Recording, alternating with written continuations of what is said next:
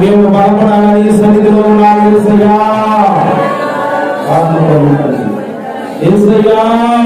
ఆత్మతో నింపండి, మాట్లాడండి. మానవ బలహీనపరిచే ప్రతి మాట యేసు నామములో బంధించబడినదా. ఆత్మలో నింపబడే ప్రతి మాట మీ బలమైన అభిషేకంతో మానవునికి వచ్చునుగా. హృదయాలు కదిలించండి, కలిగించండి. మీ కృపతో మీ వాక్కు మానవునికి పంపండి. జీవము మాలో ప్రజ్వలిల్లుగాక. యేసు నామములో ఆరాధించి వేడుకొనుచున్నాం పరమ తండ్రి. ఆమేన్.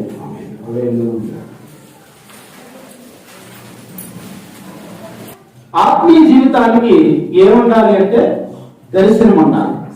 ఏముండాలి చెప్పండి? దర్శనం ఉండాలి. సేవకుడికి ఆత్మ సంబంధమైన జీవితానికి దర్శనం ఉండాలి. విశ్వాసికి ఆత్మ సంబంధమైన జీవితానికి దర్శనం ఉండాలి. అసలు దర్శనం అంటే ఏంటి? ఈ సంగతి మీకు తెలియాలి. దర్శనం అంటే మనం అన్ని విషయాలు వినపడతానే ఉంటాయి. ఎక్కడెక్కడ ఏ సౌండ్ వచ్చేది, ఎవరెవరు మాట్లాడుతుంది వినపడతానే ఉంటాయి. సడన్ గా కళ్ళ ముందుకు ఒక సీన్ వస్తుంది, అది మనకు మాత్రమే తెలిసింది, సడన్ గా మాయమైపోతాయి. మన కళ్ళ ముందు ప్రత్యక్షంగా వెళ్ళిపోయేదాకా దర్శనం అంటారు. అలాంటి సందర్భం మీకు ఏదైనా జరిగిందా? నాకు కోపలను దేవుడికి స్తోత్రం. సడన్ గా కళ్ళు మూసుకొని ధ్యానంలో ఉంటాను, అన్ని సౌండ్లు వినపడతానే ఉంటాయి, భౌతిక తలంపులు అన్ని కనపడతానే ఉంటాయి. సడన్ గా కళ్ళ ముందుకు ఒక దర్శనం వచ్చి వెళ్ళిపోతాయి, అలా కనిపించి వెళ్ళిపోతాయి. అది దర్శనం. ఇక కళ అంటే మన మైమరిచి నిద్రపోతున్నప్పుడు వచ్చేది కళ. ఆ కళ గాఢ నిద్రలో రావచ్చు, సామాన్యమైన నిద్రలో కూడా రావచ్చు. దర్శనానికి కళకు ఉన్న భావం తెలిస్తే ఇప్పుడు నేను చెప్పే సబ్జెక్ట్ మీకు అర్థమైందని ఈ విషయాలు చెప్పాను. ఇప్పుడు దర్శనం అంటే నీవు ఏదైతే చేయాలనుకున్నావో ఆ పనిని నీ కళ్ళ ముందు పెట్టుకోవడం. ఏ పని అయితే నువ్వు చేయాలని నువ్వు ఆశిస్తున్నావో ఆ పనిని నీ ఎదురు పెట్టుకోవడం, ఇది ఒక నీకు దర్శనమై ఉండాలి. దేవునికి స్తోత్రం. ఇప్పుడు దర్శనం గురించి నేను మీకు గుర్తు చేస్తాను. శ్రావుడికి దర్శనం ఉండాలి దేవుని సన్నిధిలో, విశ్వాసికి కూడా దర్శనం ఉండాలి. శ్రావుడికి ఏ దర్శనం ఉండాలో, ఎలాగ దర్శించబడిన వారు ఉన్నారో వారి గురించి నేను చెప్తున్నాను. రండి, ఈ దేవుని సన్నిధిలో మనము ధ్యానం చేయాలనుకున్నటువంటి వాక్య భాగం సంఖ్యాకాండము 24వ అధ్యాయము 4వ వచనం చదవండి.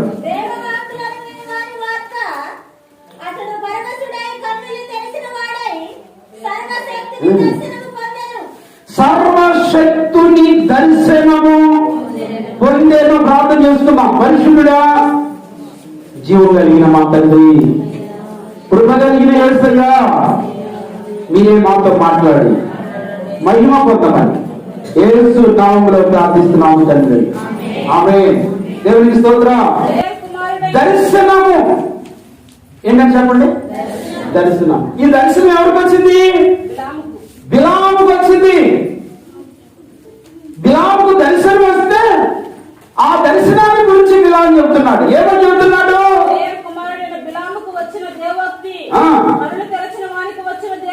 ఈ మాట మీరు వినాలి. కన్నులు తెరచిన వారికి వచ్చిన దేవోక్తి.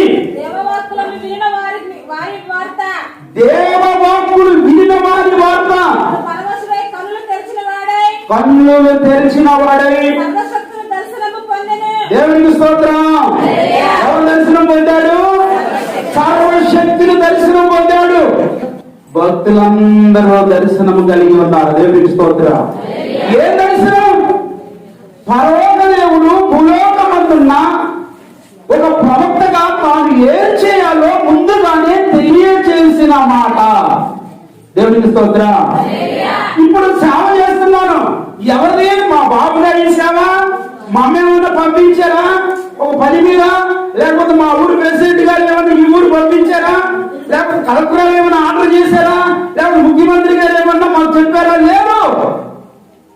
సర్వశక్తివంతుడైన దేవుని దర్శనం ఈ సేవ. దేవునికి స్తోత్రం. ఏంటి సేవ? పరలోక దేవుని వాక్కు విన్న వార్తది. కనుక సేవకుడు దర్శనం కలిగి ఉన్నప్పుడు దేవుడు ఏం చేస్తాడంటే జరగబో విషయాలు మనకు తెలియజేస్తాడు. దేవునికి స్తోత్రం కలుగునుగా. ఏ విషయాలు తెలియజేస్తాడు? జరగబోవు విషయాలు దేవుడు మనకు తెలియజేస్తాడు. అదే చెబుతున్నాడు. ఎవరి గురించి చెబుతున్నాడు? యేసు ప్రభు వారు ఎప్పుడు వస్తాడు? ఆయన 600, 700, 800 సంవత్సరాల క్రితం 800 సంవత్సరాలు జరిగిన తర్వాత, 700 సంవత్సరాలు జరిగిన తర్వాత, 600 సంవత్సరాలు జరిగిన తర్వాత యేసు ప్రభు రాబోతున్నట్లు ప్రవక్తలు వారు ముందుగానే చెప్పారు. దేవునికి స్తోత్రం. ఈ దర్శనం ఎవరిచ్చుంటారు? పరలోక దేవుడే భూలోకంలో ఉన్న మనుషులకు మా దేవుని మాట వెల్లడి చేయడం కోసం తన ప్రవక్తకు దర్శనమిచ్చారు. దేవునికి స్తోత్రం కలుగునుగాక.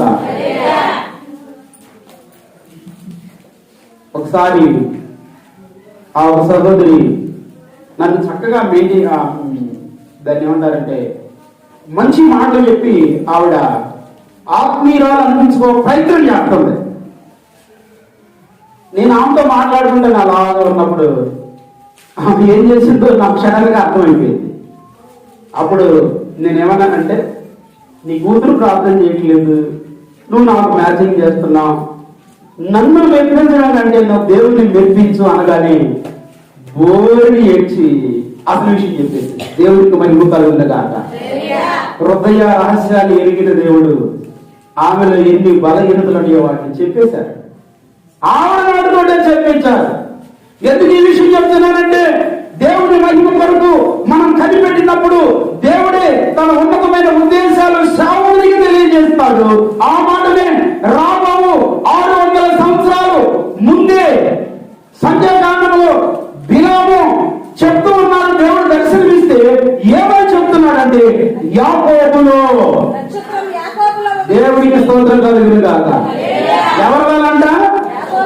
నక్షత్రం యాకోబులో ఉదయిస్తుంది. రాజదండము ఇశ్రాయేలులో. దేవుని స్తోత్రం. నక్షత్రము యాకోబులో ఉదయిస్తుంది, రాజదండం ఇశ్రాయేలు వచ్చి లభిస్తుంది అనే ఈ ప్రవచనం మంచి దర్శనంగా చూశాడు. అదే ప్రస్తుతం నెరవేరింది. దేవునికి మహిమ కలుగునుగాక. కొత్త నిబంధనలో కూడా దేవుని దర్శనాన్ని పొందాడు. ఎవరు? సౌలుగా ఉన్నప్పుడు ధర్మశాస్త్రాన్ని బోధించాడు, పౌలుగా మార్చబడ్డాడు. ఇప్పుడు ఇంతకు నేను చెప్పాలనుకున్న విషయం ఏంటంటే, దర్శనము కలిగినదే ఈ దేవుని సేవ. విశ్వాసి కూడా ఏముండాలి?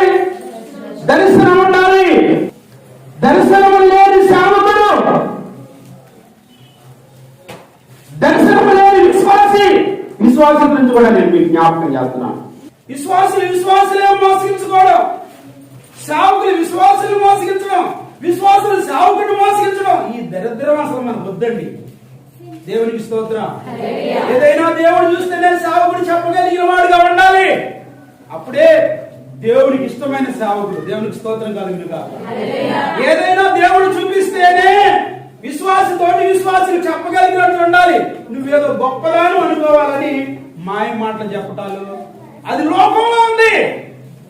ఒక వ్యాపారస్తుని నేను ఎరుగును, అతను గినక ఎవరితోటైనా బేరం ఆడితే అది 10,000 రూపాయలైనా 5,000కి ఇచ్చేయాల్సింది, అంత చక్కగా మాట్లాడతారు. అలాంటి టాలెంటెడ్ పర్సన్స్ ఉన్నారు లోకంలో. ఇట్టే గురిని కొట్టించగలిగిన మాయరోళ్ళు ఉన్నారు. అలాంటి లోకంలో మనం మాయతనంగా బతకవలసిన అవసరమే లేదు. దేవునికి స్తోత్రం కలుగునుగాక. కనుక మీకు ఒక మంచి మాటని మీకు జ్ఞాపకం చేస్తున్నాను. రండి, దేవుని పరిశుద్ధ వాక్యమైన బైబిల్ ఆదికాండములో 46వ అధ్యాయంలో 2వ వచనాన్ని త్వరగా మనం చదువుకుందాం. దర్శనమందు దేవుడు యాకోబుని ఇశ్రాయేలు పిలిచిన అందుకతను చిత్తము ప్రభువాను, ఆయన ఏ దేవుడను, నీ తండ్రి దేవుడను, ఐగుప్తునకు వెళ్ళటకు భయపడకము, అక్కడ నిన్ను గొప్ప జనముగా చేసేదను. అందరు చప్పట్లు కొట్టండి. నేను ఐగుప్తునకు నీతో కూడా వచ్చేదను. అందరు చప్పట్లు కొట్టండి. అంతేకాదు నిన్ను తిరిగి తీసుకొని వచ్చేదను.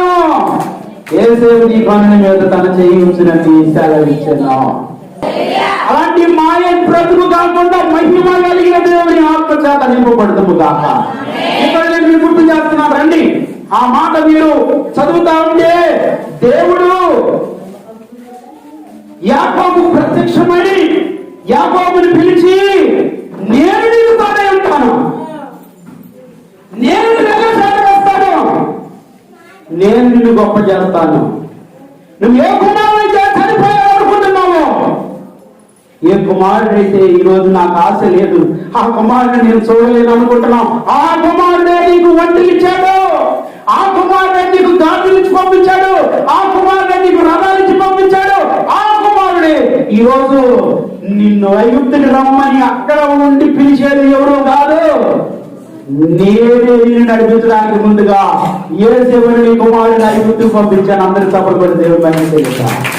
ఇక దేవుడు నాతో వస్తానన్నాడు కాబట్టి నేను భయపడవలసిన అవసరం ఈరోజు చెప్తున్నా. నేను ప్రతిసారి అదే చెప్తా. ఏమనంటే నాకు సేవ చుట్టుకోవాలనుకో నాకేం గుర్తు వస్తే, అంతకుముందు మా నాన్న ఒకసారి వచ్చి పాట చూసి నన్ను చూసి ఏడ్చి వెళ్ళాడు. 2 గదులు డాబా ఉంది కదయ్యా, అందులో ఒక గదిలో నువ్వు ఉంటున్నావు కదా, నేను నిన్ను ఏం బాధ పెట్టాను వచ్చి చాలాసార్లు నన్ను అడిగాడు. ఆ కట్ట తీసుకొని అందులో నీళ్ళు వెళ్తా ఉంటే చూశాడు, ఏది కట్టేంటి ఇదేంటి నన్ను అడిగాడు. నీకు అవన్నీ మిగిలినా అంటే ఈ జాన్ గారు అప్పుడు బాగానే ఉన్నాడు, ఆయన అక్కడికి ఆయన ఎక్కించాడు అనమాట. నవ్వుతా అన్న మాట కూడా ఇక్కడ నా దగ్గరకు తెచ్చాడు. నేను అన్న నవ్వుతా కూడా ఆయనతో ఏమో అమ్మకమైపు కాబట్టి నవ్వుకున్నాడు ఆయన. ఎందుకు ఈ విషయం చెప్తున్నానంటే, మా నాన్నని ఆధారం చేసుకున్నప్పుడు మా నాన్న చదివిన తర్వాత దేవుడు మాట్లాడాడు తెలుసా నాకు. ఏంట్రా, నేను ఇచ్చిన దర్శనం ఏంటి, నువ్వు ఆధారపడిన దాని ఏంటి, నేను నాకున్న దాని మీద ఆధారపడినప్పుడు నేను ఇచ్చిన దర్శనం ఏంటి, నువ్వు చేస్తున్న పని ఏంటి. ఈ దర్శనం కాదురా బాబు, కొట్టు పెట్టుకోవడం నీ దర్శనం కాదు, కాయలు బాబు పెట్టుకోవడం నీ దర్శనం కాదు. నువ్వు కాకపోతే ₹1 సంపాదించాను, ₹6 నేను ఇస్తానుగా, దేవునికి స్తోత్రం, నేను ఇస్తానుగా, 2 శాతం ఇచ్చినట్టు నీ చేత కాదా సేవలో అని అడిగితే ఇది చాలా సిగ్గుపడ్డా. నాకు లోకంలో సంపాదించే మనసే మళ్ళీ సేవలో కూడా ఉంటే ఎట్లాగా అని దేవుడు నాతో మాట్లాడినప్పుడు ఒళ్ళు దగ్గర పెట్టుకొని అన్ని విడిచిపెట్టేస్తాను. దేవునికి స్తోత్రం కలుగుగాక. అన్ని విడిచిపెట్టిన తర్వాత నాకు ఏది గుర్తు చేశాడంటే పదే ఈ సీన్ అంతా నాకు చూపించడం, నా పిల్లలకు బలహీనతలు రావడం, వాటి నుంచి విడిపించడం, నాకు ఎన్నియా రావడం, వాటి నుంచి విడిపించడం, ఇవంతా ఒక్కసారి నాకు సీన్ రిపీట్ చేసి దినకరన్ గారు నన్ను వచ్చి అభిషేకించి, నీవు భయపడవద్దు, ఈ సేవలో దుష్టుడు అలాగే కనబడతాడు, వాడు ఎదురుగా ఉండగా నీవు ధైర్యంగా బోధించు, వాడు ఏమి చేయలేడు. దేవునికి స్తోత్రం. ఈ దర్శనం నన్ను బలపరిచిందండి, ఈ దర్శనం నన్ను బలపరిచింది. ఈరోజు సైతాన్ నన్ను టచ్ చేయలేకపోవడానికి ఆయన ఇక్కడ వీరుడని కాదు, లేక ఆచార్యుడు అనడానికి అది అర్హత లేదు, లేక బాగా ఆలోచన కూడా అనడానికి అది కూడా లేదు. కేవలము దర్శనమే నన్ను సేవలో నిలబెట్టింది. దేవునికి మహిమ కలుగునుగాక. ఈ దర్శనము నిజమైనదైతే నీవు దేవుని కొరకు నిలబడిన మొదటి రోజున నువ్వు రక్షించబడాలని కలలు కన్నప్పుడు దేవుడు నీతో మాట్లాడిన మొట్టమొదటి వాక్యం ఏదైనా గుర్తుందా మీకు? మరి మీరు ఎందుకు పడిపోరు? అసలు మీరు ఎలా రక్షణ పొందేవారు అడిగితే నేనేదో ఈ బుర్రకు గుర్తు లేదు ఏదో అంట. అప్పుడు సాసి బుర్ర అదిరినట్టు కొట్టాలి వినేవాడు. ఎక్కడి నుంచి అన్న వసతి ఏమనిపిస్తుంది నాకు. నేను అంటాను, రక్షణ పొందావు కదా, ఏ పాస్టర్ గారిని ప్రేరేపిస్తే రక్షణ పొందావు? లేదయ్యా, నాకు ఒక దర్శనం ఉంది, నేను రక్షించబడాలి అనుకున్నప్పుడు నాకు దర్శనం ఉంది. తెలుసా మీకు? నేను యేసన్న గారితో రక్షణ పొందాలని తెగ ప్రయాసపడ్డాను. మీటింగ్కి వెళ్ళాను, మళ్ళా సాయంత్రం దాకా ఉంటానని గౌరవ వచ్చేసాను, పడుకున్నాను. మీటింగ్ టయానికల్లా మళ్ళీ నేను మీ జంక్షన్ ఆగాలని నేను వెళ్ళిపోయి వచ్చేసా. అక్కడ ఉన్నప్పుడు నేను రక్షణ పొందాలి అంటే అక్కడ ఉంటే రక్షణ పొందితే సరిపోయింది. ఇంటికి వచ్చిన తర్వాత బాగా తలస్నానం చేశా, వెళ్ళిపోదాం, రెండింటికి బయలుదేరా, కూర్చో పడుకుని వెళ్దాం అనుకున్నా. స్నానం చేశారు ఎట్లా నిద్ర వచ్చేసిందిగా సేపు పడుకున్నారు అంతే. దేవుడు నాకు దర్శనం చూపిస్తున్నాడు. అందరూ బైబిల్, నా బైబిల్ నేను ముందు బాప్తిసం తీసుకోవడానికి అక్కడ పెట్టాను. అందరూ బైబిల్ తీసుకొని నా బైబిల్ మీద పెట్టారు. అందరూ రక్షణ పొందారు. నా దగ్గరకు వచ్చారు, మెలుగు వచ్చేసి వెంటనే దేవుడికి ఫోన్ చేసి ఏంటంటే పరిస్థితి అంటే బాప్తిసాలు అయిపోయి ఇప్పుడే అన్నారు. అమ్మో బైబిల్ దర్శనం ఇది అని ఏడ్చాడు. తర్వాత తీర్పు 2:14 ప్రకారంగా దేవుడు నన్ను దర్శించాడు. దైవజనులు యోహాను గారి ద్వారా సొంతపల్లిలో ఏలూరు దగ్గర బాప్తిసం తీసుకున్నాను. నాకు బాప్తిసం తీసుకోవడానికి ఒక దర్శనం ఉంది, నేను సేవకు రావడానికి ఒక దర్శనం ఉంది. ఈ సేవలో నన్ను నిలబెట్టింది నా దర్శనమే. దేవునికి స్తోత్రం. నీవు రక్షణ పొందడానికి ఏ దర్శనం కలిగి ఉన్నావు? ఏ వాక్యం ద్వారా దర్శించబడ్డావు?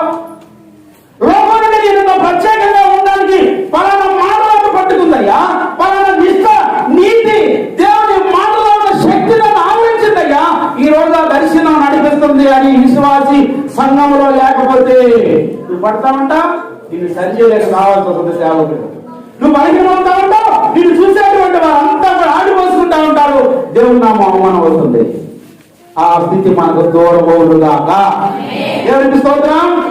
అందుకే బాప్తిసం తీసుకున్న వాళ్ళందరూ ఏం చేశారో నేను మీకు గుర్తు చేస్తా. కొత్త నిబంధనలో వారు రక్షణ పొందిన వారందరూ వాళ్ళకు ఒక దర్శనం ఉందండి. అపొస్తలుల కార్యాలు 12వ అధ్యాయము 5వ వచనం. పేతురు చెరసాలలో ఉంచబడిన అమ్మా 2 నిమిషాలుగా యోహాను సహోదరుని యాకోబుని ఖడ్గముతో చంపించెను. ఇది యూదులకు ఇష్టమైన కార్యమని తెలుసుకొని పేతురును కూడా పట్టుకొనెను. 4వ వచనం. అతను పట్టుకుని చెరసాలలో వేయించి పస్కా పండుగని పిమ్మట ప్రజలందరికీ అతని దేవాలయాన్ని ఉద్దేశించి అతని కావలిండకు 4 చతుష్టముల సైనికులు అతనికి అప్పగించెను. పేతురు చెరసాలలో ఉంచబడిన సంఘమైతే అతని కూడా అత్యాశక్తితో ప్రార్థన చేయించుండేను. అందరి చప్పుడు కూడా దేవుడు చేశారు. ఏం దర్శనం ఉంది సంఘానికి? ఏం దర్శనం ఉంది? సావునికే దర్శనంతో వాక్యం బోధించాడు. అదే దర్శనంతో వాళ్ళు రక్షణ పొందారు.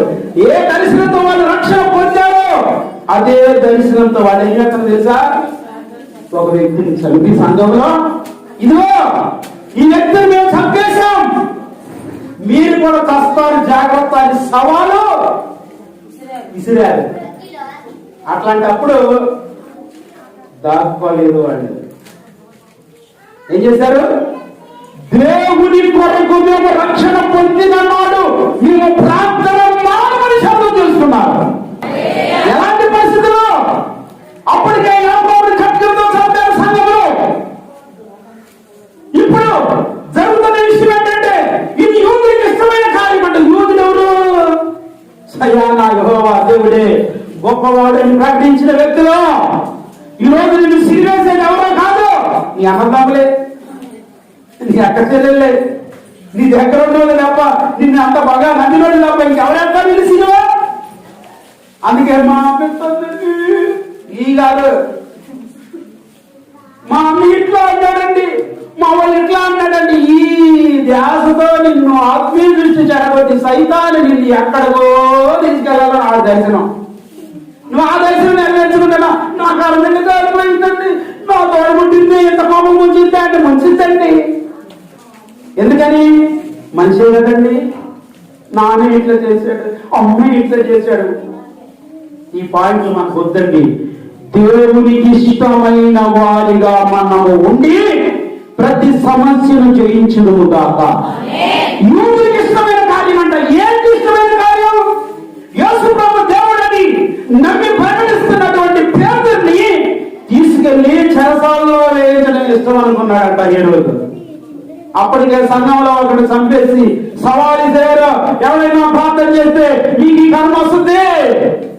రెండవది దైవ సేవకుడు తీసుకుని వెళ్ళి జైల్లో పెట్టారు. దైవ సేవకుడు తీసుకెళ్లి జైల్లో పెడితే ఆ సమయంలో సంఘానికి ఉన్న దర్శనం ఏంటి? ప్రార్థన వలన నా ప్రభు దిగి వచ్చి నా పేతురన్నీ విడిపించాలి. కనుక ఈ ఆత్మను మనం లేవనెత్తాలి. దేవునికి స్తోత్రం. అన్న ప్రార్థన చేసినప్పుడు ఏం చేసింది? అది కాదు రాలేని వాళ్ళని ఆత్మ యెహోవా సన్నిధిలో కుమ్మరిస్తున్నాను. ఆత్మ ఎలర్ట్ గా ఉంటే, ఆత్మ ఎప్పుడైతే చురుకుగా ఉంటుందో బలమైన ఆత్మ కార్యాలు మనలో జరుగుగాక.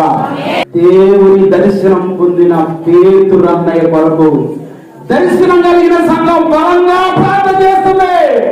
దేవునికి స్తోత్రం కలుగుగాక. ఎందుకంటే దర్శనం పొందిన సేవకుడికి, దర్శనం పొందిన విశ్వాసులు, దర్శనం పొందిన సంఘం ఉందండి. మొదటి విషయం ఇది. ఇలాంటి దర్శనం నీకుంటే నువ్వేం చేస్తావు? నీ సంఘం కొరకు, నీ సేవకుని కొరకు, నీ ఆత్మీయ జీవితం కొరకు పౌరుషంతో నిలబడుదుము గాక. దేవునికి స్తోత్రం. దర్శనం లేని చాలా మంది ఉన్నారు, వాళ్ళ గురించి జాగ్రత్త. దర్శనం లేని వాళ్ళు ఎలా ఉంటారు కాబట్టి చెప్తారండి. హోషేయ గ్రంథము 9వ అధ్యాయము 8వ వచనం ఒకటి తీసుకుని రెడీగా ఉండండి. రెండోది ఎవరైనా చదవాలనుకుంటే జకర్యా గ్రంథం 10వ అధ్యాయము 2వ వచనం చదవండి. దర్శనం లేని సేవకులు ఎలా ఉంటారు చూపిస్తాను. త్వరగా మనం చదువుతాం. 9వ అధ్యాయం 8వ వచనం. మీరు హోషేయ గ్రంథం 8. ఈ మాట చాలా ఇంపార్టెంట్. ఎఫ్రాయిము దేవుని యొద్ద నుండి దేవుని స్తోత్రం. వేటగాడు వాటి వల్ల ఉన్నారు. ఏమని అయ్యగారి దర్శనం వచ్చిందంటే ఈ మాయదానం గుర్తుపట్టాలి. ఏ వాక్యం వెలిగితే మీకు ఒక సంగతి తెలుసా?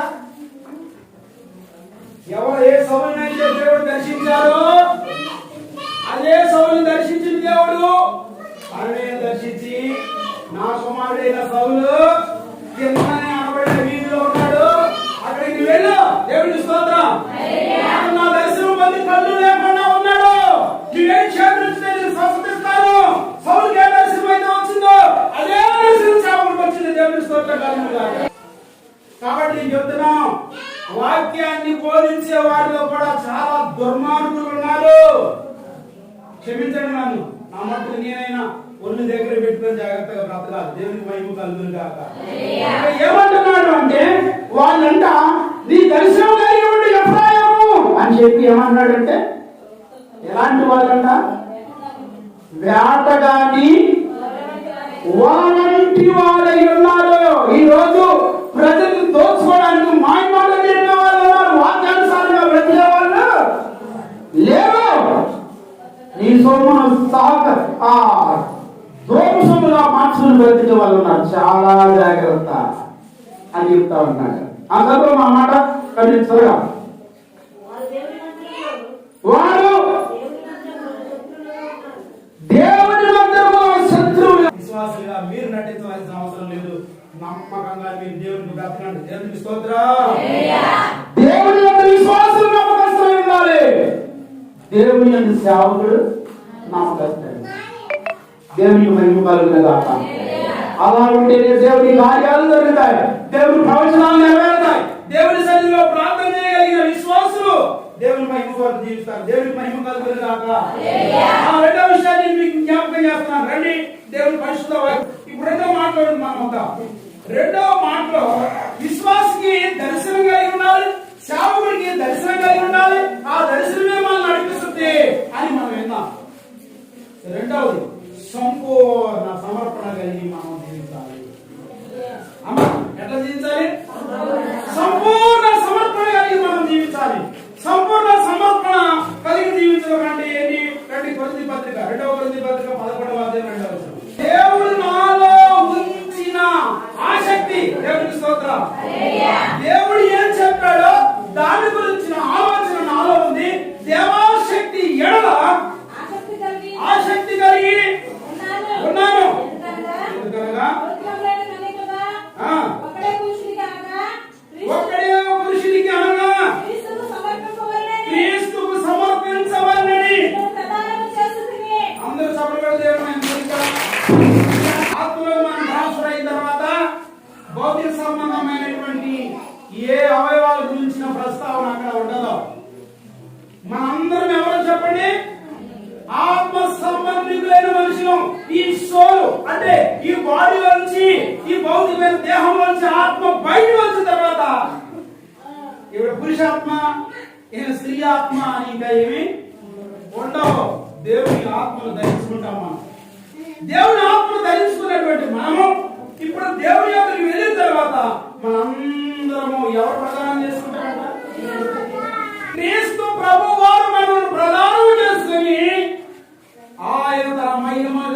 బిడ్డలుగా మన స్థలంలో ఉంచాడు. దేవుని స్తోత్రం కలుగుగాక. ప్రకటన గ్రంథంలో ఆ మాట నేను జయించి అనే మాట 3వ అధ్యాయం 20వ వచనంలో చూడండి. తలుపు మాట్లాడు 21వ వచనం జయించి అంటాడు. ఇదిగో నేను తలుపు నొక్క నిలుచుండి. ప్రకటన గ్రంథం 3వ అధ్యాయము 20వ వచనం తలుపు యొద్ద నిలుచుండి తట్టుచున్నాను. ఎవడైనా నా స్వరం విని తలుపు తీసివేయగా నేను అతని యొద్దకు వచ్చి అంటే సహవాసం చేస్తానంటున్నాడు. 21 నేను జయించి ఈ మాట చాలా ఇంపార్టెంట్. జాగ్రత్తగా వినండి. దేవుడు ఎక్కడ కూర్చుంటున్నారంట? తండ్రి సింహాసనంలో తండ్రి కూర్చుంటే తండ్రి ఒళ్ళు ఆయన కూర్చున్నారంట. ఇప్పుడు మళ్ళా ఏమన్నా జయించు వారిని నాతో కూడా ఆయన సింహాసనంలో కూర్చున్న ప్రకారం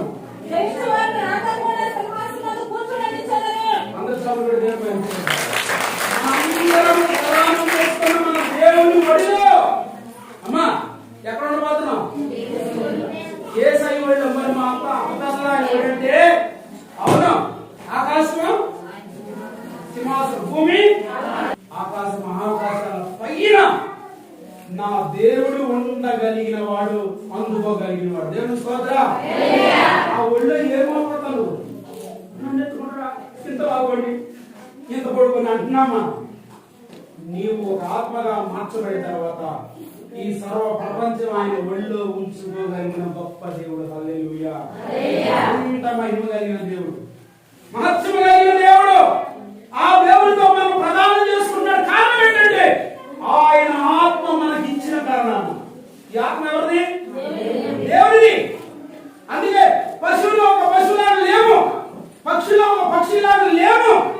ఆయన రూపంలో ఉన్నాం, ఆయన పోలికలో ఉన్నాం, ఆయన ఆత్మ కలిగి ఉన్నాం. ఆయన ఇచ్చిన జీవంతో ఈ రోజు మనం చలిస్తూ ఉన్నాం. దేవునికి మహిమ కలుగుగాక. అందుకే ఇక్కడ మనం చదువుతూ ఉన్నాం ఏమని అంటే ఇదిగో ఒక్కడైనటువంటి పురుషునికి ఒక కన్యకను ప్రదానం చేసినట్లు మిమ్మల్ని అందరినీ ఈ రోజు నేను రక్షణలోకి తీసుకుని వచ్చి ప్రభుకి సంపూర్ణంగా అప్పగించాలనుకుంటున్నా. దేవునికి స్తోత్రం కలుగుగాక. మనం చదువుతున్న త్వరగా తిమోతి పత్రిక 2వ అధ్యాయము 6వ వచనం.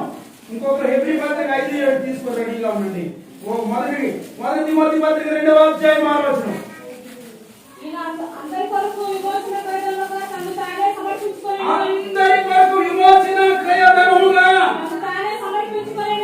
తానే సమర్పించుకొనెను. దేవుని స్తోత్రం. అందరి కోసం ఆయన మరణించాడు, అప్పగించుకున్నాడు. ఎందుకని? నీ ఆత్మను దర్శనం కలిగి ఉండాలని, నీ ఆత్మ దేవునికి ప్రదానం చేయాలని, నీ ఆత్మ దేవునితో నిష్కలంకమైనటువంటి బిడ్డలని ఉండాలని ఈ నూతన సంవత్సరం నీకు ఆశీర్వాదాలు ఇవ్వాలని ఆయన కోరుకుంటున్నారు. దేవునికి మహిమ కలుగుగాక. కనుక మీరు 5వ అధ్యాయం 7వ వచనంలో కూడా మీరు చదువుతా ఉంటే శరీరధారి అయిన దినములో మహారోగంతో మరణమును రక్షించగలిగిన దేవునికి ప్రార్థనలో యాచనలో సిద్ధం చేసి భయభక్తులు కలిగి ఉన్నదని అంగీకరించాడు. దేవుని స్తోత్రం. రెండోది ఏం చెప్పాను? మొదటిది ఏం చెప్పాను? సేవకుడి గారి విశ్వాసి గారి దర్శనం కలిగి ఉండాలి. రెండోది ఏం చెప్పాను? మనము సంపూర్ణమవడానికి సాగిపోవాలి. వాక్యం ఉన్నప్పుడు మనం ఎట్లా ఉండాలి? సంపూర్ణతలోకి వెళ్ళాలి. మళ్ళీ వాక్యం ఎప్పటికప్పుడే మర్చిపోయి అమ్మ పోయిన వాళ్ళు ఏమాత్రం రాసుకోమాట చూడు ఇది కాదు. ఆ వాక్యం ఎక్కడ ఉండాలి?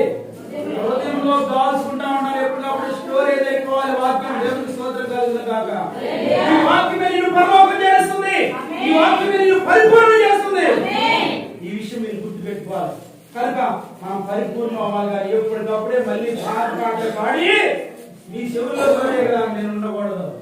మళ్ళీ రక్షణ గురించి మళ్ళీ ఏ దేవుని గురించి చెప్పాలనేటువంటి ఆ ఆలోచన కాకుండా ఈ రోజు పరిపూర్ణమైన ఈ వ్యక్తి ఇంకొకరు బేసిక్ నాలెడ్జ్ పెంచాలి అన్నట్టుగా సేవకుడు ఉండాలి. కనుక మిమ్మల్ని హెచ్చించి ఉన్నతమైన స్థితిలో ఉంచాలని దేవుడు కోరుకుంటున్నారు. ఆ రూపం నిశ్చయముగా మనకు వచ్చు కాక. ఇంకో విషయాన్ని గుర్తు చేస్తున్నాను, మనం మరణం నమ్మకంగా ఉండాలి. సంపూర్ణమైన ఎట్లా ఉంటాం?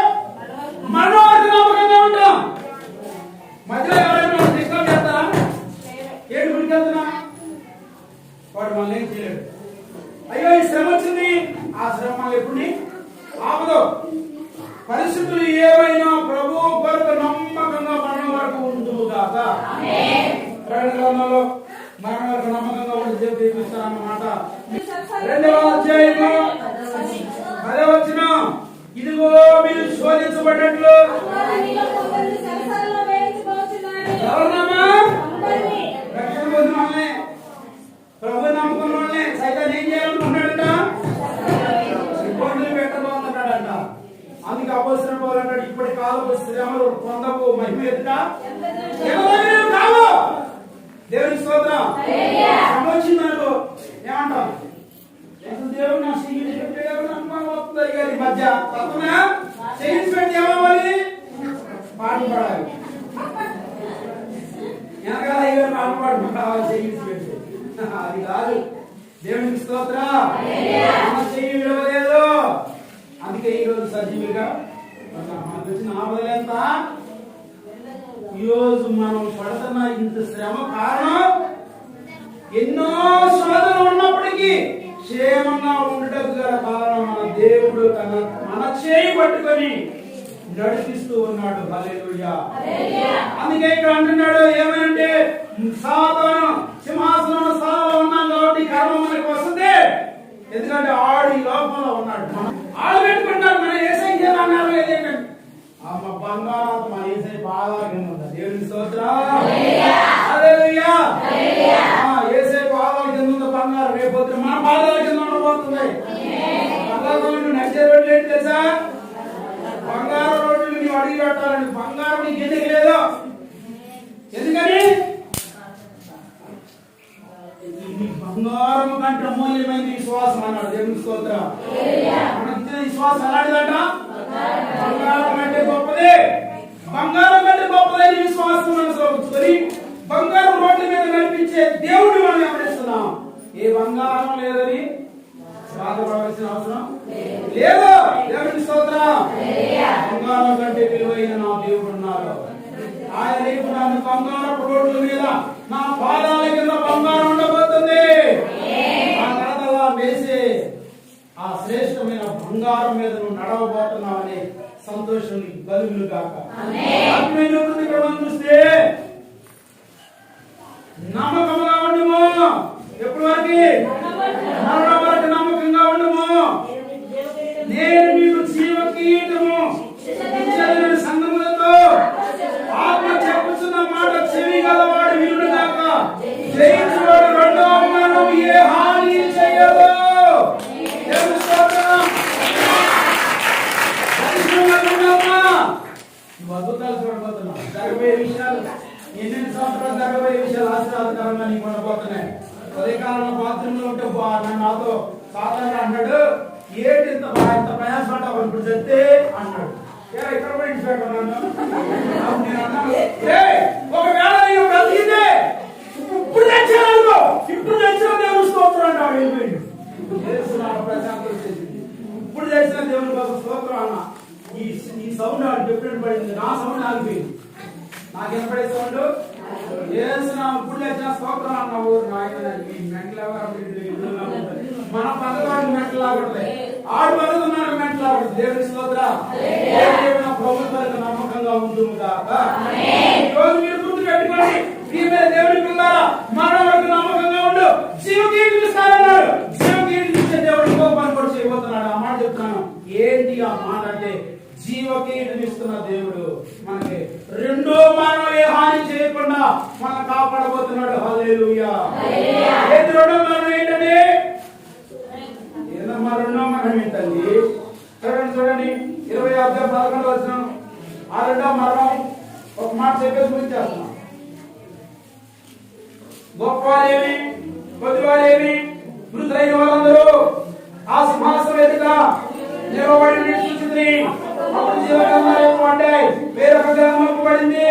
జీవగ్రంథంలో రాయబడిన అందరూ దేవుని పక్షానికి వెళ్ళిపోయారు.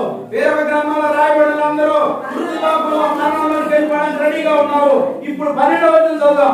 ఎవరి పేరైనను జీవ గ్రంథమందు రాయబడినట్టు కనబడి వాడు అగ్నిగుండంలో పడవేయబడినా. ఇది ఎన్నో మరణం? అగ్నిగుండంలో వేయడం రెండో మరణం. మొట్టమొదటి మరణం ఏంటండి? బాడీ నుంచి ఆత్మ బయటికి రావడం మాత్రం మరణం. ఈ మరణించిన తర్వాత దేవుడి దగ్గర కన్నా వెళ్ళాలి, సాతాను కోసం ఏర్పాటు చేసిన నరకంగా వెళ్ళాలి. నీవు కనుక ఆ పరలోకానికి వెళ్ళావనుకో ఏం జరుగుతుంది? ఇక రెండో మరణం నీ మీద కష్టం చేయదు. జీవ గ్రంథంలో నీ పేరు కాకుండా నీవు ఆత్మీయ సంపూర్ణుడు కాకుండా, దర్శనం లేకుండా, సంపూర్ణత లేకుండా, మనం వాటి నమ్మకంగా ఉండకుండా నాకు రెండో మరణం ఉపయోగం ఉండదు. నీకు రెండో మరణం నీకు సంభవించకుండా ఉండాలంటే, ఆ నరకంలో నీకు వెళ్ళకుండా ఉండాలంటే, రక్షణ లేని ఎవరైనా ఉంటే రక్షణ నాకు కావాలని ఆరాటపడుతుంది. దేవుని స్తోత్రం. ఆ మాట మాత్రం కష్టం. తొందరగా అప్పుడే ఇంట్లో లోకానికి ఎంత ఉందో. ఒక ఆయన అన్నాడు, నేను రక్షణ బాప్తిసం తీసుకున్నా 5 రోజుల తర్వాత ఎదురాడు.